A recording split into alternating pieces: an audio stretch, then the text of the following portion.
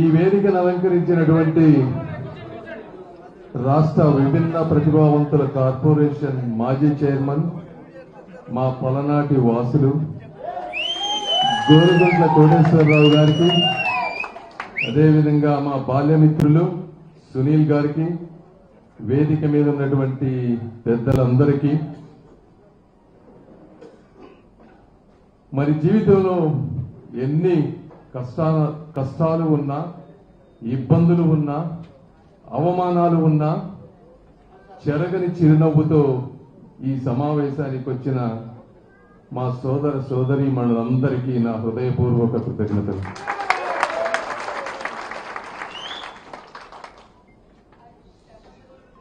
శారీరక వైఫల్యం ఒక మనిషికి శాపంగా మారకూడదు. ఇది మారకుండా ఉండాలంటే రెండు మార్గాలు ఉన్నాయి. ఒకటి, వ్యక్తులుగా సమస్యలను అధిగమించి మనం అంటే మీరు ఏం చేయగలరు. రెండవది, మిమ్మల్ని సపోర్ట్ చేస్తూ ముందుకు తీసుకువెళ్లే విధంగా ప్రభుత్వాలు ఏమి చేయగలవు అనేవి. మరి మీరు అంటే ఇందులో కొందరు పెద్దవారు ఉన్నారు, కొందరికి ఇబ్బంది అనేది చాలా ఎక్కువగా ఉంటుంది. కొంతమంది ఈ వైకల్యం అనేది ఇప్పటితో ఆగేది కాదు, ఇంకా ముందు ముందు కూడా జనరేషన్స్ కి వచ్చేది. కాబట్టి మీరు ఇచ్చిన వైకల్యంతో ఆత్మస్థైర్యాన్ని కోల్పోకుండా ఒక కష్టపడే విధానాన్ని అలవాటు చేసుకోవాలి. దీనికి ఎన్నో ఎగ్జాంపుల్స్ ఉన్నాయి. రెండు కళ్ళు లేని ఒక వ్యక్తి మారథాన్లో 5 గోల్డ్ మెడల్స్ వచ్చినాయి అంటే ప్రపంచంలో మీరు నమ్ముతారా అని అడుగుతాను. స్టీఫెన్ హాకింగ్స్ మీకు ఎంతమందికి తెలుసో నాకు తెలియదు, కానీ ఒక పెద్ద ఖగోళ శాస్త్రవేత్త నరాల వ్యాధితో బాధపడుతూ వీల్ చైర్లో కూర్చొని ఆకాశం వైపు చూసి ఎవ్వరికీ అర్థం కాని ప్రపంచాన్ని అందరికీ అర్థమయ్యే విధంగా వివరించినటువంటి గొప్ప వ్యక్తి. అదేవిధంగా అమెరికాని ఒక అద్భుతమైన యుద్ధ భూమిలో ముందు నుండి నడిపించిన వ్యక్తి ఫ్రాంక్లిన్ రూజ్వెల్ట్. ఆయన కూడా ఇవన్నీ వీల్ చైర్లో ఉండి మాత్రమే చేశారని మీరు అందరూ తెలుసుకోవాలి. కాబట్టి ఇలాంటి వారిని స్ఫూర్తిగా తీసుకొని ప్రతి ఒక్కరూ వారికి చేతనైనంత కష్టపడాలి. ఎందుకంటే బ్రెయిన్ అనేది చాలా అద్భుతమైనది. మనం ఒక పని చేస్తా ఉంటే వేరే దగ్గర ఇబ్బంది ఉన్నా కూడా అది అడాప్ట్ అవుతూ వస్తుంది. కాబట్టి ప్రతి ఒక్కరిలో ఏదో ఒకటి తెలియని గొప్పతనం, విద్య, అనుభవం అనేది ఆటోమేటిక్ గా వస్తుంది. అది చేస్తూ ఉంటే ఇంకా పెరుగుతూ ఉంటుంది. కాబట్టి ఆ విధంగా అందరూ ముందుకు వెళ్ళాలని కోరుకుంటున్నాను. రెండోది, మీరు ఒక ఎదుటి వ్యక్తి ఎంత ఇబ్బంది పడతారో తెలిసిన వారు, ఒక ఎంపతి ఉన్నవారు. కాబట్టి మీరు అలాంటి సేవా దృక్పథంతో ఉన్నటువంటి కెరీర్స్ ను కనుక ఎంచుకుంటే మీరు అద్భుతంగా రాణిస్తారు. అంటే ఒక హాస్పిటల్లో సర్వీస్ చేయడం కానీ, ఒక వాలంటీర్ యాక్టివిటీస్ కానీ, ఇలా పెద్దవారికి ఉపయోగపడేవి కానీ మీరు చేయగలిగినట్టుగా అతి తక్కువ మంది చేయగలుగుతారు. సో ఇలాంటి వాటిలో ముందుకు వెళ్ళాలి. సరే, మా వంతుగా, ప్రభుత్వాల వంతుగా, లేకపోతే నా వంతుగా మేమేమి చేయగలం అంటే డెఫినెట్ గా ప్రభుత్వం నుంచి రావాల్సినటువంటి పింఛన్లు కానీ, సపోర్ట్ కానీ డెఫినెట్ గా మేము ఫైట్ చేస్తాం. ఇన్ఫ్లేషన్, ద్రవ్యోల్బణం పెరుగుతా ఉంది, ఖర్చులు పెరుగుతా ఉన్నాయి. ఎప్పుడో ఇచ్చిన 2,500, 3,000 రూపాయలు దేనికి సరిపోవు అని చెప్తా ఉన్నాం. కాబట్టి దానికి తగ్గట్టుగా మేము పోరాటం చేస్తాం, మేము రిక్వెస్ట్ చేస్తాం, ఇస్తాం. ఎందుకంటే చంద్రబాబు నాయుడు గారి గురించి మీకు తెలియదు కాదు. మరి వికలాంగుల నుంచి దివ్యాంగులని పిలుస్తుంటే దాన్ని విభిన్న ప్రతిభావంతులు అనేటువంటి ఒక కొత్త పదాన్నే సృష్టించిన విజనరీ నాయకుడు చంద్రబాబు నాయుడు. మరి ఏ రాష్ట్రంలో కానీ, దేశంలో కానీ ఒక మనిషి జీవన విధానాన్ని అర్థం చేసుకొని ఒక గొప్ప పదం తయారు చేయాలంటే అది ఎవరికి సాధ్యం అవుతుందో చెప్పండి మీరు. అతి తక్కువ మంది మాత్రమే చేయగలరు.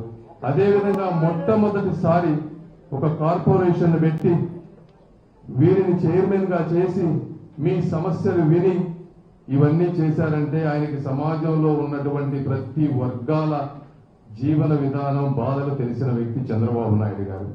అదేవిధంగా నేను కోటేశ్వరరావు గారిని చూస్తా ఉన్నాను. నేను ఉస్మానియా మెడికల్ కాలేజ్ హైదరాబాద్ లో చదువుకునేటప్పట్లో వీరు తెలుగుదేశం పార్టీ కార్యక్రమాల్లో బాగా తిరుగుతూ ఉండేవారు. ఎక్కడికి పోయినా ముందు కనపడేది గోనుగంట కోటేశ్వరరావు గారే తెలుగుదేశం పార్టీ. అందుకే నేను ఆయన మొదటిసారి చూసినప్పుడు ఆయన పేరు కూడా నాకు గుర్తుంది, గోనుగంట కోటేశ్వరరావు గారు కదా అని ఫస్ట్ పలకరించింది. కాబట్టి ఆయన సుదీర్ఘంగా 40 సంవత్సరాలు తెలుగుదేశం పార్టీతో ఉండి మీ అందరి భావజాలాన్ని తెలుగుదేశం పార్టీకి తీసుకెళ్లిన గొప్ప మనిషి కోటేశ్వరరావు గారు. తర్వాత రెండోది, ప్రభుత్వ పరంగా నేను నా వంతుగా నేనేమి చేయగలను అంటే, ఈ పార్లమెంట్ సెగ్మెంట్ లో ఉన్నటువంటి ప్రతి వ్యక్తుల జీవితాలలో లోతుగా వెళ్లి మీ సమస్యలను అర్థం చేసుకొని ఈ సమస్యల్ని ప్రపంచానికి లేదా మీకన్నా గొప్పగా అభివృద్ధి చెందిన వారికి తెలియజేసి వాళ్ళ నుంచి మీకు ఎటువంటి సహకారం కావాలో అవన్నీ కనెక్ట్ చేసే విధంగా నేను అన్ని తయారు చేస్తానని చెప్తా ఉన్నాను. మూడోది, మీరందరూ రేపు ఎలక్షన్ అయిపోయిన తర్వాత రండి, ఒక్కసారి మీకే సమస్యలు ఉన్నాయో అవన్నీ నేను కూర్చొని వింటాను. మాకు కావాల్సి మేము చేయగలిగినంతగా పూర్తిగా మనస్ఫూర్తిగా చేస్తాను. తర్వాత నాలుగోది, మీరు ఇందాక డిసీజ్ గురించి చెప్పారమ్మా. నేను అర్థం చేసుకున్నంతగా బహుశా ఏ పార్లమెంట్ సభ్యుడు మీ వ్యాధిని అర్థం చేసుకోవచ్చు. ఎందుకంటే నేను అమెరికాలో ఉన్న డాక్టర్లందరికీ పాఠాలు చెప్తూ పెరిగిన వ్యక్తిని. మస్కులర్ డిస్ట్రోఫీ అంటే మజిల్స్ కి సంబంధించిన వ్యాధి. ఇందులో 10 నుంచి 20 సంవత్సరాలు వచ్చేటప్పటికి దాదాపుగా చాలా మంది చనిపోతారు. చనిపోయే ముందు ఊపిరితిత్తులు ఆడక గుండె వీక్ అయి చనిపోతారు. కాబట్టి వీళ్ళకి కావాల్సి వీల్ చైర్ డిపెండెంట్ అవుతారు. సో వీళ్ళకి కావాల్సిన ఏంటి అంటే ఒక మంచి ఫిజికల్ థెరపీ ఫెసిలిటీ, వీటి లంగ్స్ కావాల్సిన సపోర్ట్, ఇలాంటివన్నీ ఉంటాయి. అయితే ఒకటి, ఇప్పటి వరకు దీనికి క్యూర్ చేసేటువంటి ట్రీట్మెంట్ లేదు. కాకపోతే జెనెటిక్ ట్రీట్మెంట్స్ ఇప్పుడిప్పుడే వస్తున్నాయి అమెరికాలో. బహుశా ఇంకొక 5 నుంచి 10 సంవత్సరాల్లో వీటికి ట్రీట్మెంట్స్ వస్తాయి. అవి వచ్చిన తర్వాత కూడా వచ్చినా కూడా అవి చాలా ఎక్స్పెన్సివ్ గా ఉంటాయి. ఈవెన్ అమెరికాలో కూడా చాలా మందికి అవి అందుబాటులో ఉండవు. అయినప్పటికీ మన ప్రయత్న లోపం లేకుండా మన పేదవారి అందరికీ కూడా అలాంటి మెడిసిన్ కనుక అవకాశం ఉంటే ఇంటర్నేషనల్ సొసైటీస్ తో మాట్లాడి తక్కువ రేటుకు గాని లేదా ఫ్రీగా గాని తెప్పించే బాధ్యత కూడా నేను తీసుకుంటాను. మరి ఇక్కడ ఎన్నో సేవా సంస్థలు ఉన్నాయి.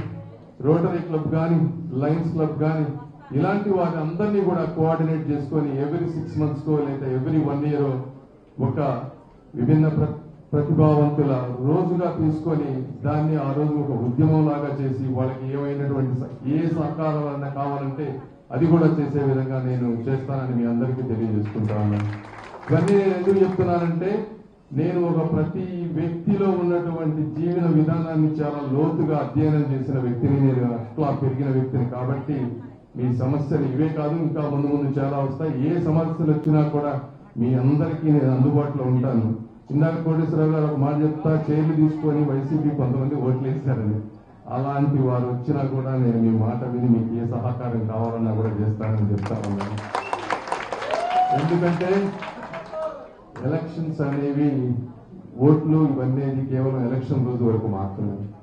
తర్వాత వ్యక్తులే ప్రధానం. అన్ని వర్గాల వారు మన ప్రజలే అనే విధంగా మేము ముందుకెళ్తామని, మీరు దానికి కావాల్సిన సంపూర్ణ సహకారాలు మాకు అందిస్తారని తెలియజేసుకుంటూ ఈ కార్యక్రమానికి వచ్చిన మీ అందరికీ కూడా నా హృదయపూర్వక కృతజ్ఞతలు తెలుపుకుంటూ సెలవు తీసుకున్నాను. Thank you.